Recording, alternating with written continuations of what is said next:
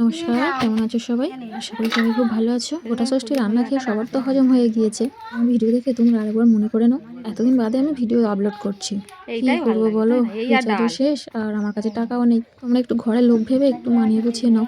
দুপুরবেলা কাকিমা বাগান থেকে সবজি তুলে এনে ভাগ করতে বসে গেছে। সবাইকে দেবার পর ওনার ভাগেই কম পড়ে গেছে, তাই জন্য আবার চলে গেছি বাগানে।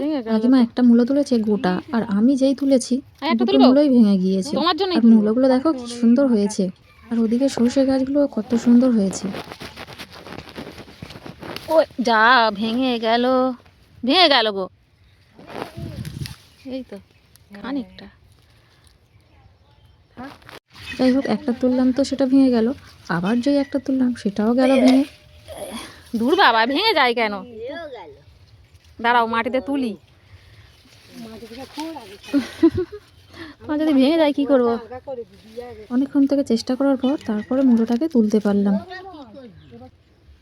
এই যে ভাঙা অংশটা তুলে ফেলেছি। ওদিকে বেশ কতগুলো ফুলকপি চারা বসিয়েছিল, সেগুলো কিন্তু হয়নি। এই একটা দেখো কুচকি মতো হয়েছে। কাকিমা ওটা তুলতে গিয়ে তোলেনি, কারণ গাছের গোড়ায় সার দিয়েছে।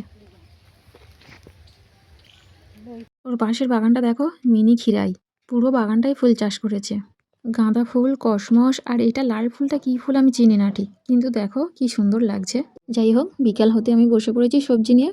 অনেক কিছু তো রান্না হবে, তাই ওগুলো সব কাটতে দেরিও হবে। আমাদের গোটা ষষ্ঠীতে রান্না হয় আলু ভাজা, বেগুন ভাজা, ডাল চচ্চড়ি, আর গোটা চচ্চড়ি, ফুলকপি তরকারি, বাঁধাকপি তরকারি, কুল আর লাউ দিয়ে টমেটোর চাটনি, আর পায়েস, আর লাস্টে হবে ভাত।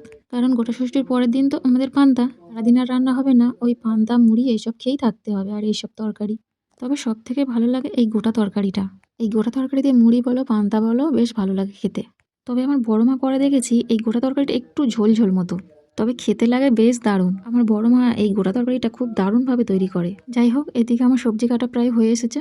গোটা চচ্চড়িতে দিয়েছি 9টা গোটা আলু, 9টা গোটা শিম, মটরশুঁটি আর বিনস, 5টা গোটা বেগুন। আমাদের না 5টাই ছোট বেগুন কিনে এনেছিল। চেলা করে দেখি দুটোর মধ্যে পোকা ভর্তি, তাই কাকিমা আবার আমাকে 2টো দিল। আর 5টা লাউ শাকের ডগা দিয়েছে, 9টা পালং শাক গোটা গোটা। সেজো কাকিমা দিয়েছিল বেশ বড় বড় পালং শাকগুলো। গোটা চচ্চড়িতে এই শীষওয়ালা পালং শাকই বেশি ভালো লাগে, আর আমাদের তো পালং শাক এখন বেশি বড় হয়নি, তাই কাকিমা কিছুটা পালং শাক দিয়েছিল, আর আমাদের বাগান থেকে কিছুটা তুলে এনে কেটে নিয়েছি। পুরো 1 ঝুবড়ি পালং শাক কেটে নিয়েছি। আর এই যে ওলকপিগুলো দেখছো, ওই ওলকপিগুলো কিন্তু আমাদের গাছের, খুব বড় হয়নি, কিন্তু লোকে চুরি করে নিয়ে পালাচ্ছে, তাই জন্য তুলে নিয়ে চলে এসেছে। আর দেখো, উঠোনের মাঝখানে আমি সেখানে দোকান দিয়েছি।